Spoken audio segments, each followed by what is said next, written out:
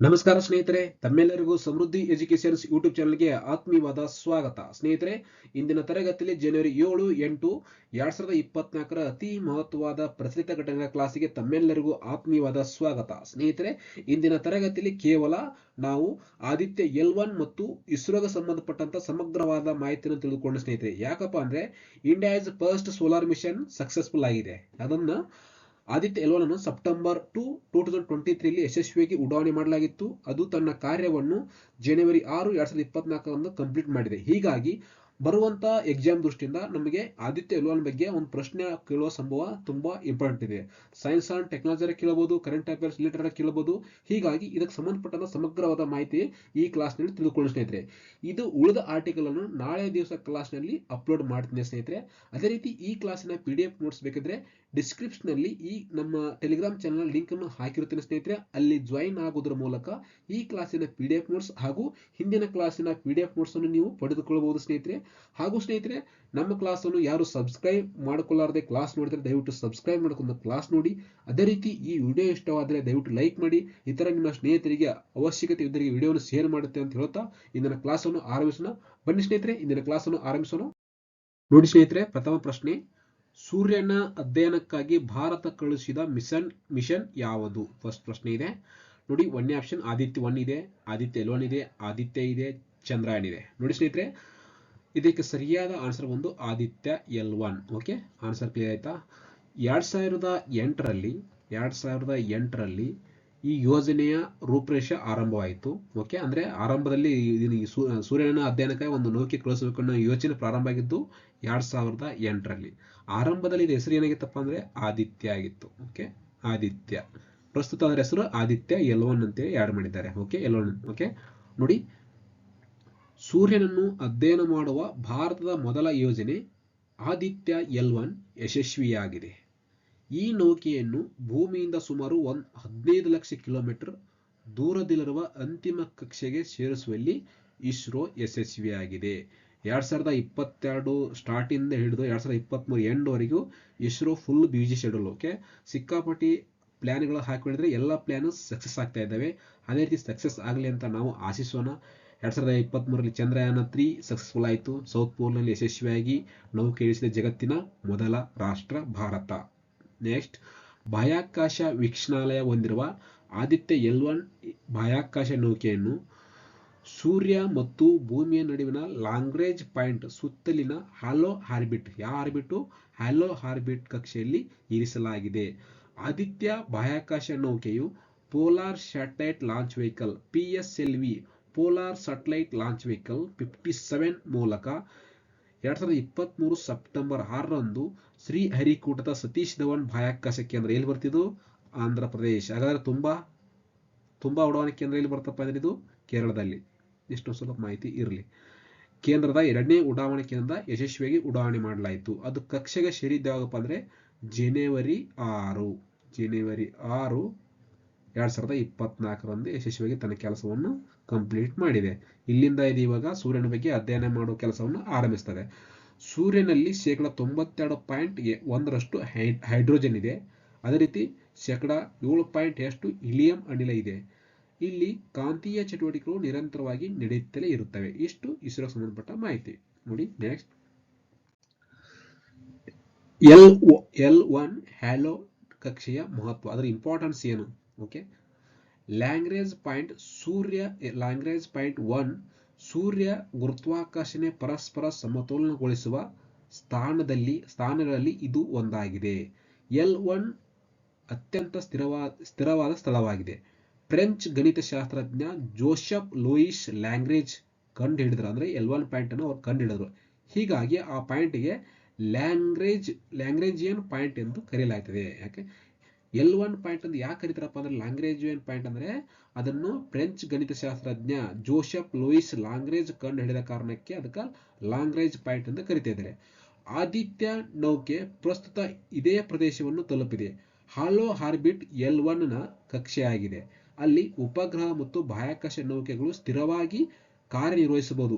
ಉಪಗ್ರಹ ಈ ಕಕ್ಷೆಯನ್ನು ತಲುಪದಿದ್ದರೆ ಅದು ಸೂರ್ಯನ ಕಡೆಗೆ ಪ್ರಯಾಣಿಸುವುದು ಮತ್ತು ಮುಂದುವರೆದಂತೆ ಸೂರ್ಯನ ಶಾಖಕ್ಕೆ ಉಪಗ್ರಹ ಸುಟ್ಟು ಹೋಗುತ್ತಿತ್ತು. ಅಂದ್ರೆ L1 ಪಾಯಿಂಟ್ ಅದು ಸೂರ್ಯ ಅಲ್ಲಿ ಹೋಗಿ ಸ್ಟೇ ಆಗಲಿಲ್ಲಪ್ಪ ಅಂದ್ರೆ ಅದು ಸೂರ್ಯನ ಕಡೆ ಹೋಗಿ ಆ ಸೂರ್ಯನ ಶಾಖದಿಂದ ಅದು ಸುಟ್ಟು ಹೋಗೋ ಚಾನ್ಸ್ ಇತ್ತು. ಹ್ಯಾಲೋ ಆರ್ಬಿಟ್ ನಿಂದ ಸೂರ್ಯನ ವಿವಿಧ ಕೋಣಗಳಿಂದ ಅಧ್ಯಯನ ಮಾಡಲು ಅನುಕೂಲ ಆಗುತ್ತದೆ. ನೋಡಿ, ಓಮ ವೀಕ್ಷಣಾಲಯವು 1.487 kg ತೂಕದ ಆದಿತ್ಯ L1 ಸೂರ್ಯನ ಅಧ್ಯಯನಕ್ಕಾಗಿ ಪ್ರಥಮ ಬಾಹ್ಯಾಕಾಶ ಆಧಾರಿತ ವೀಕ್ಷಣಾಲಯವಾಗಿದೆ. ಇಸ್ರೋ ಅಂದ್ರೆ ಇಸ್ರೋದ ಬಗ್ಗೆ ಓವರಾಲ್ ಡಿಸ್ಕಸ್ ಮಾಡ್ತೇವೆ. ಆದಿತ್ಯ L1 ಬಗ್ಗೆ ಉಡಾವಣೆ ಮಾಡಿದಾಗಾಯ್ತು, ಅದ್ರ ಡೇಟ್ ಗೊತ್ತಾಯ್ತು. ಹಾಗಾಗಿ ಇಸ್ರೋದ ಇದೆಲ್ಲ ನ್ಯೂಸ್ ಸಂಬಂಧಪಟ್ಟ ಇಸ್ರೋದ ಅಂದ್ರೆ ಅದಕ್ಕೆ ಸಂಬಂಧಪಟ್ಟ ಮಾಹಿತಿ ನಾವು ಕ್ಯಾಚ್ ಮಾಡಲೇಬೇಕು. ISRO Indian space research organisation ಸ್ಥಾಪನೆಯಾದ ವರ್ಷ ಆಗಸ್ಟ್ 15, 1969. ಸ್ಥಾಪಕರು ವಿಕ್ರಮ್ ಸಾರಾಭಾಯ್ ಇವರನ್ನು ಭಾರತ ಬಾಹ್ಯಾಕಾಶ ಸಂಸ್ಥೆಯ ಪಿತಾಮಹ ಎಂದು ಸಹ ಕರೀತಾರೆ. ನೋಡಿ, ಭಾರತೀಯ ಬಾಹ್ಯಾಕಾಶ ಸಂಶೋಧನಾ ಸಂಸ್ಥೆಯು ಭಾರತದ ರಾಷ್ಟ್ರೀಯ ಬಾಹ್ಯಾಕಾಶ ಸಂಸ್ಥೆಯಾಗಿದೆ. ಆದರೆ ಪ್ರಸ್ತುತ ಇದರ ಅಧ್ಯಕ್ಷರು ಎಸ್ ಸೋಮನಾಥನ್ ಇದ್ದಾರೆ. ಸತೀಶ್ ಧವನ್ ಬಾಹ್ಯಾಕಾಶ ಕೇಂದ್ರ ಇರುವುದು ಶ್ರೀಹರಿಕೋಟ, ಆಂಧ್ರ ಪ್ರದೇಶ್. ಅದೇ ರೀತಿ ವಿಕ್ರಮ್ ಸಾರಾಭಾಯ್ ಉಪಗ್ರಹ ಉಡಾವಣಾ ಕೇಂದ್ರ ತುಂಬಾ ಇರೋದು ಕೇರಳದಲ್ಲಿ. ನೆಕ್ಸ್ಟ್ ನೋಡಿ, ಆದಿತ್ಯ L1 ಯಾವ ದಿನಾಂಕದಂದು ಉಡಾವಣೆ ಮಾಡಲಾಯಿತು ಅಂತಿದೆ. ಓಕೆ, ಇದು ಇಂಪಾರ್ಟೆಂಟ್ ಆಗ್ತದೆ. ಸೆಪ್ಟೆಂಬರ್ 2, 2023 ಇದೆ. ಸೆಪ್ಟೆಂಬರ್ 15, 2023 ಇದೆ. ಸೆಪ್ಟೆಂಬರ್ 1, 2023. ಆಗಸ್ಟ್ 30, 2023 ಇದೆ. ಸ್ನೇಹಿತರೆ, ಇದಕ್ಕೆ ಸರಿಯಾದ ಆನ್ಸರು ಸೆಪ್ಟೆಂಬರ್ 2, 2023. ಅದು ತನ್ನ ಕಕ್ಷೆಗೆ ತಲುಪಿದ್ದು ಜನವರಿ 6, 2024. ಓಕೆ, ನೋಡಿ, ಸೆಪ್ಟೆಂಬರ್ 2, 2023 ಬೆಳಗ್ಗೆ 11:50ಕ್ಕೆ ಶ್ರೀ ಸತೀಶ್ ಧವನ್ ಸ್ಪೇಸ್ ಸೆಂಟರ್ ಶ್ರೀಹರಿಕೋಟದಿಂದ ಯಶಸ್ವಿಯಾಗಿ ಉಡಾವಣೆ ಮಾಡಲಾಯಿತು. ನೋಡಿ, ಆದಿತ್ಯ L1 ಸೂರ್ಯನ ಅಧ್ಯಯನಕ್ಕಾಗಿ ಭಾರತೀಯ ಇಸ್ರೋ ಕಳಿಸಿದ ಪ್ರಥಮ ನೌಕೆಯಾಗಿದೆ. ಇದು ಚಂದ್ರಯಾನ 3ರ ತರ ಒಂದು ನಿರ್ದಿಷ್ಟ ಪ್ರದೇಶದಲ್ಲಿ ಲ್ಯಾಂಡ್ ಆಗುವುದಿಲ್ಲ. ಇದು ಗೊತ್ತಿರುವುದು ನಮಗೆ.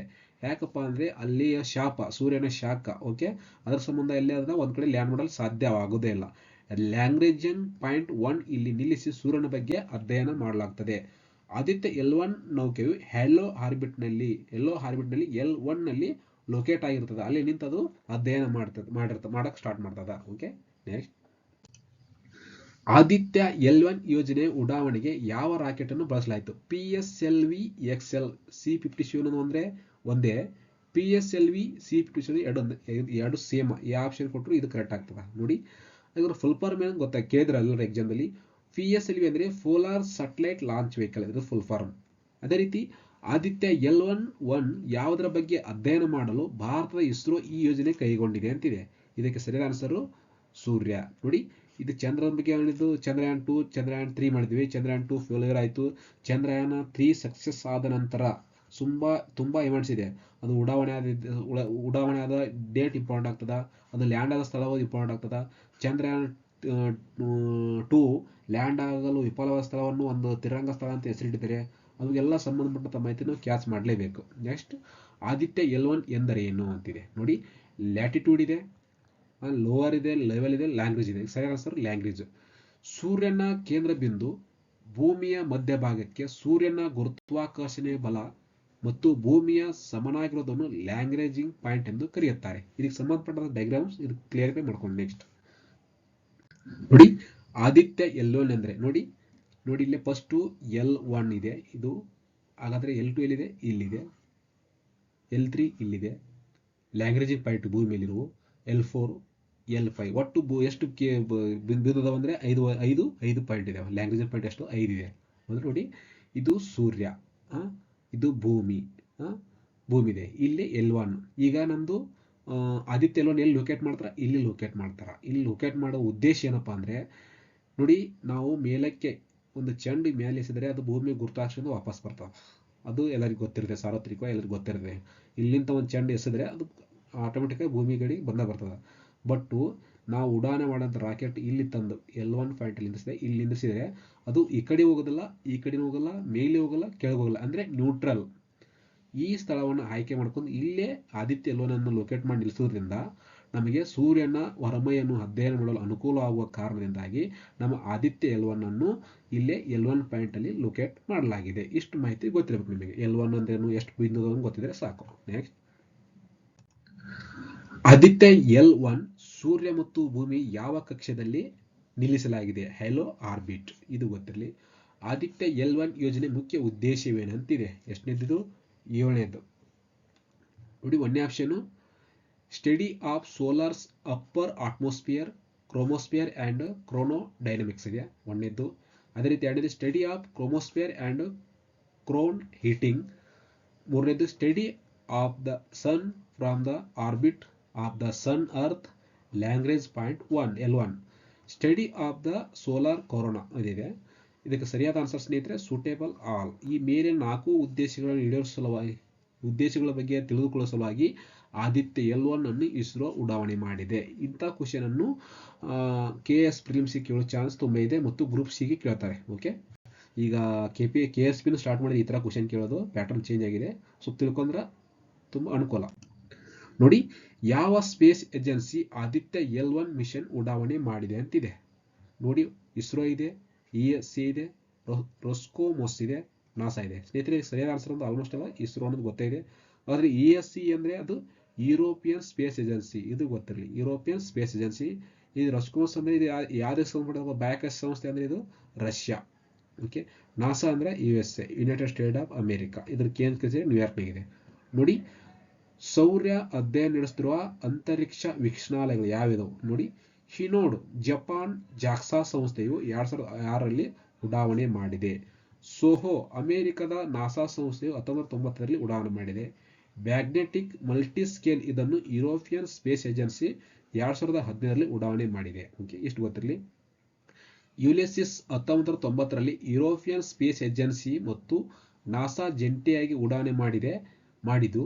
ಇದು ಸೂರ್ಯನ ಉತ್ತರ ಧ್ರುವವನ್ನು ವೀಕ್ಷಣೆ ಮಾಡುತ್ತದೆ. ಅದೇ ರೀತಿ ಸ್ಟಿರಿಯಾ ಎಂಬ M ಮತ್ತು B ಈ ಜೋಡಿ ನೌಕೆಗಳು ನಾಸಾ 2006ರಲ್ಲಿ ಉಡಾವಣೆ ಮಾಡಿತ್ತು.